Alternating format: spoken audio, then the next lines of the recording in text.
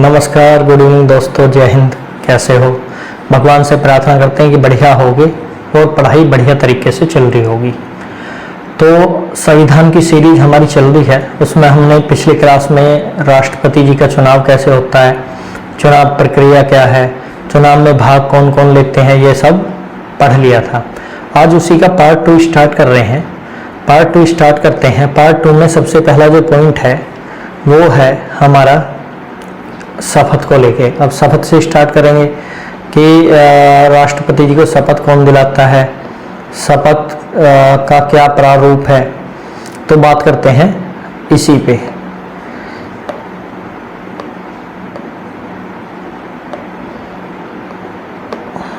जो राष्ट्रपति जी की शपथ का प्रारूप है वो अनुच्छेद 60 में दिया गया है। कहाँ पे दिया गया? अनुच्छेद 60 में दिया गया है कि शपथ का प्रारूप क्या होगा। शपथ का प्रारूप क्या होगा। दूसरा जो है, शपथ का प्रारूप में क्या लिखा हुआ है कि राष्ट्रपति जो शपथ लेते हैं वो लेते हैं संविधान की रक्षा की। उसमें लिखा हुआ है संविधान की रक्षा की, संविधान की रक्षा की। और दूसरा पॉइंट लिखा हुआ है लोगों के कल्याण की, लोगों के कल्याण की, लोगों के कल्याण की। तो जो अनुच्छेद 60 है उसमें राष्ट्रपति जी की शपथ का जो प्रारूप दिया है उसमें लिखा हुआ है कि शपथ के प्रारूप में राष्ट्रपति जी संविधान की रक्षा की और लोगों के कल्याण की शपथ लेंगे। शपथ कौन दिलाते हैं, इस बारे में बात कर लेते हैं। शपथ कौन दिलाते हैं राष्ट्रपति जी को? तो CJI, chief justice of India, राष्ट्रपति जी को शपथ दिलाते हैं।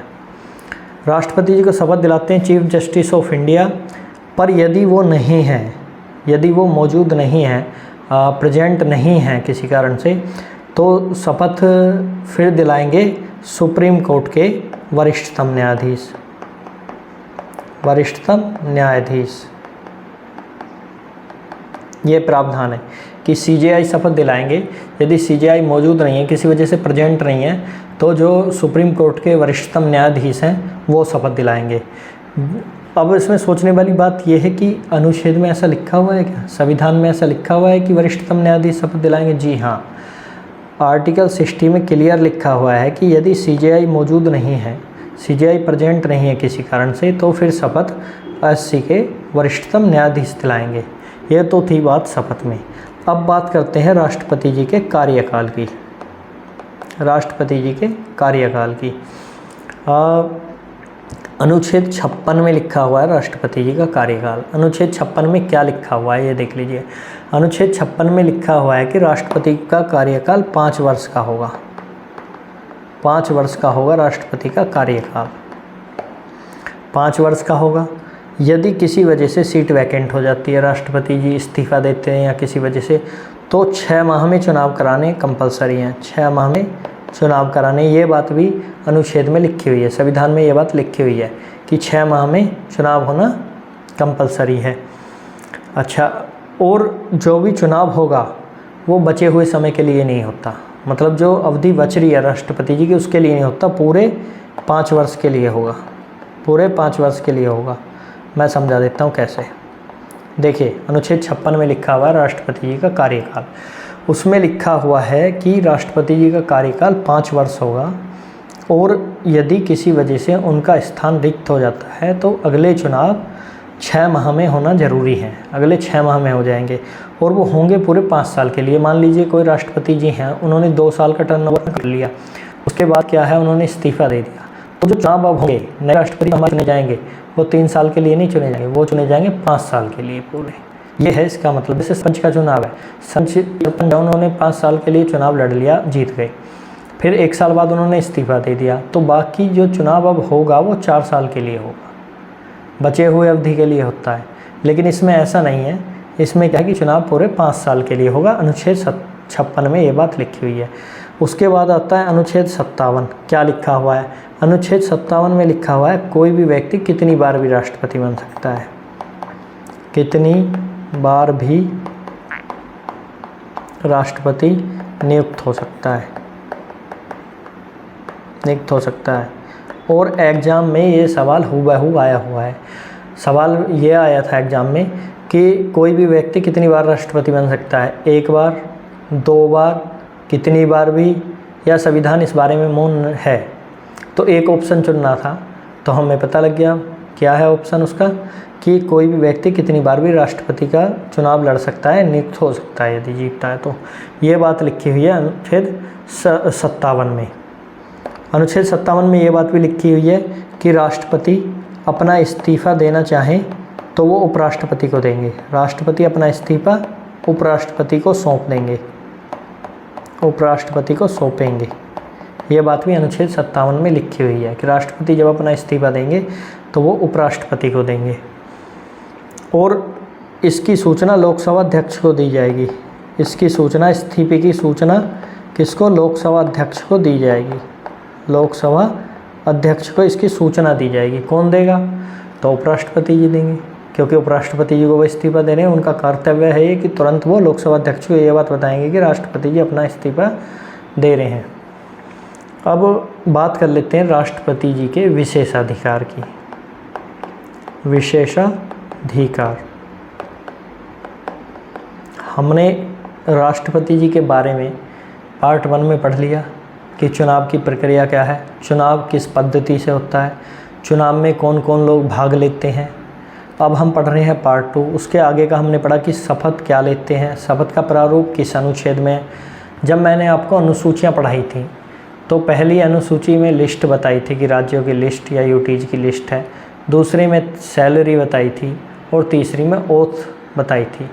तो अनुसूची 3 में शपथ का प्रारूप दिया हुआ है, लेकिन राष्ट्रपति जी, उपराष्ट्रपति जी, इनके शपथ का प्रारूप अनुसूची 3 में ना होकर उनसे संबंधित अनुच्छेदों में है।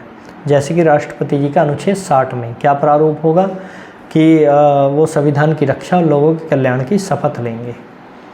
एक तो बात ये है। दूसरी बात, कार्यकाल बता दिया 5 वर्ष का होगा, यदि दोबारा चुनाव होते हैं तो भी वो 5 वर्ष के लिए ही होगा। तीसरा ये है कि 57 में दिया गया है, अनुच्छेद 57 में दिया गया है, कोई भी व्यक्ति कितनी बार भी राष्ट्रपति बन सकता है। ऐसा कोई नहीं है कि एक बार बन गया तो दोबारा नहीं बनेगा। यदि वो चुनाव लड़ते हैं और जीतते हैं तो दूसरी बार भी बन सकते हैं और कितनी बार भी बन सकते हैं। फिर उसके बाद जो है विशेषाधिकार दिए गए हैं राष्ट्रपति जी के, उनके बारे में पढ़ लेते हैं। अनुच्छेद 361 में राष्ट्रपति जी के विशेषाधिकार दिए गए हैं। 361 में उसमें क्या लिखा हुआ है? उसमें उनके विशेषाधिकार ये हैं। पहला ये लिखा हुआ है कि कोई भी कोर्ट इंडिया का राष्ट्रपति जी के पद पर रहते हुए उन्हें किसी प्रकार का कोई नोटिस जारी नहीं कर सकता। नोटिस जारी नहीं कर सकता।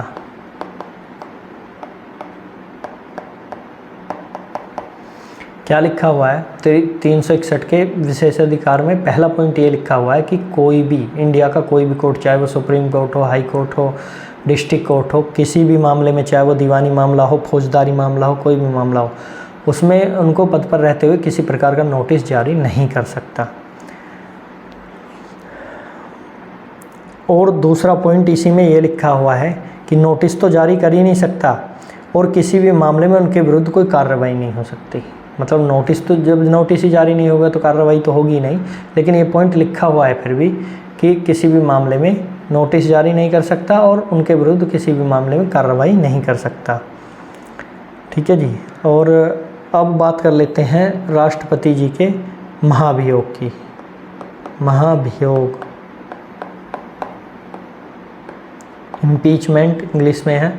महाभियोग आपने वर्ड सुना होगा, और महाभियोग केवल एक ऐसा वर्ड है जो केवल और केवल राष्ट्रपति जी के लिए ही यूज होता है। उसके और किसी के लिए, अगर जो किसी को हटाना है मान लो, उसके लिए महाभियोग शब्द का उपयोग नहीं होगा। ये केवल और केवल राष्ट्रपति जी के लिए ही उपयोग होगा। तो महाभियोग, पहली बात तो मैं ये बात बता देता हूँ, आपने भी जनरल नॉलेज की बुक्स पढ़ी होंगी, तो महाभियोग का नाम सुनते ही आपके दिमाग में एक अनुच्छेद आता है, अनुच्छेद 61। जी हाँ, अनुच्छेद 61 में महाभियोग की प्रक्रिया का प्रावधान है, लेकिन अनुच्छेद 56 भी महाभियोग से रिलेटेड है। आज के बाद आप दोनों अनुच्छेद याद रखेंगे, अनुच्छेद 61 भी और अनुच्छेद 56 भी। इसमें भी महाभियोग के बारे में बताया गया है। 61 में प्रक्रिया लिखी गई है कि महाभियोग की प्रक्रिया क्या होगी। आइए देख लेते हैं क्या होगी।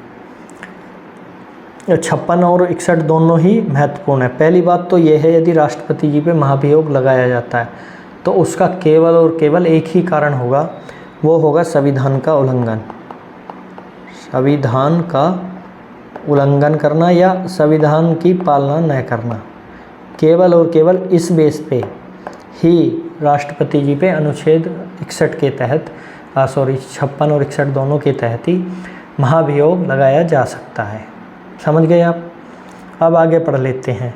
प्रक्रिया 61 में दी गई है प्रक्रिया की, महाभियोग लगाने की प्रक्रिया क्या होगी। तो अनुच्छेद 61 में क्या लिखा हुआ है, प्रक्रिया जो है महाभियोग लगाने की, उसमें क्या लिखा हुआ है 61 में, आइए देख लेते हैं। उसमें लिखा हुआ है कि पहली बात तो ये है कि महाभियोग किसी भी सदन में लाया जा सकता है, वो राज्यसभा में भी लाया जा सकता है और लोकसभा में भी लाया जा सकता है।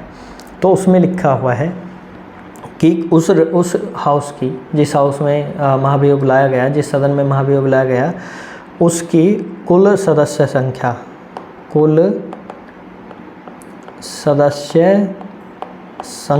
के 1/4 सदस्यों का समर्थन होना चाहिए।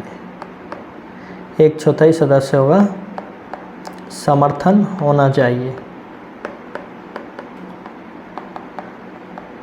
यह लिखा हुआ है अनुच्छेद 61 में। जिस सदन में भी महाभियोग की प्रक्रिया शुरू की गई है, महाभियोग लाया गया है, उस सदन के 1/4 सदस्यों का समर्थन होना चाहिए। पहली बात तो ये लिखी हुई है। और दूसरी बात ये लिखी हुई है कि प्रस्ताव आप ले आइए, प्रस्ताव कभी भी ला सकते हैं।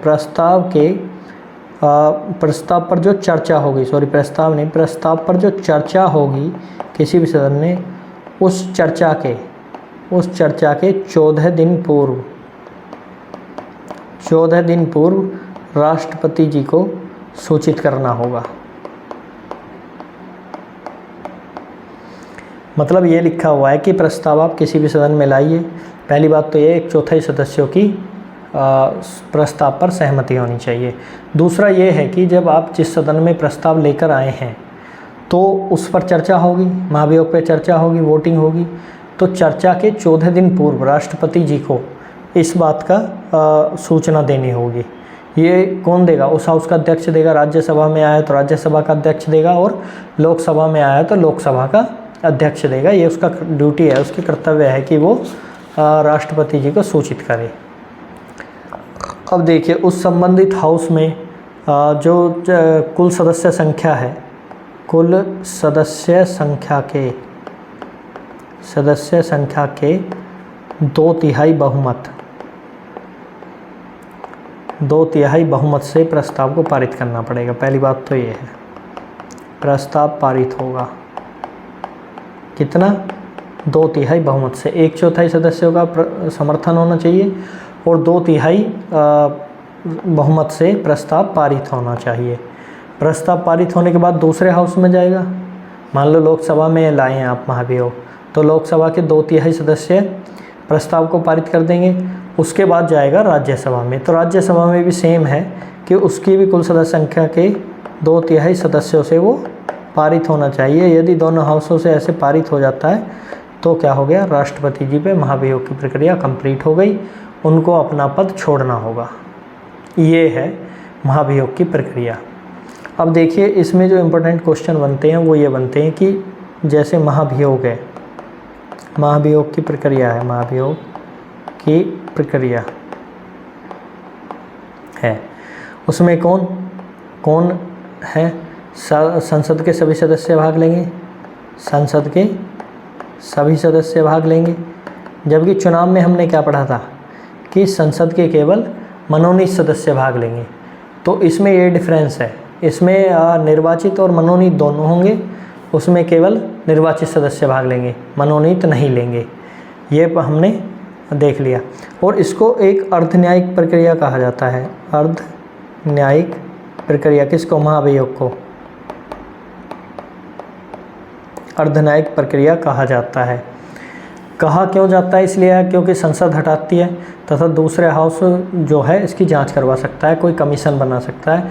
तो फिर ये मामला सुप्रीम कोर्ट में या सुप्रीम कोर्ट में चला जाएगा। तो इसलिए अर्धन्यायिक है, संसद का भी रोल है और रोल किसका हो सकता है, सुप्रीम कोर्ट का भी रोल हो सकता है, इसलिए इसको अर्धन्यायिक क्वेसी फेडरल प्रक्रिया कहा जाता है। तो आज की क्लास में इतना ही पढ़ते हैं कि इसका पार्ट 2 राष्ट्रपति जी का नेक्स्ट क्लास में मिलते हैं। आपने मुझे सुना उसके लिए धन्यवाद। तब तक के लिए जय हिंद।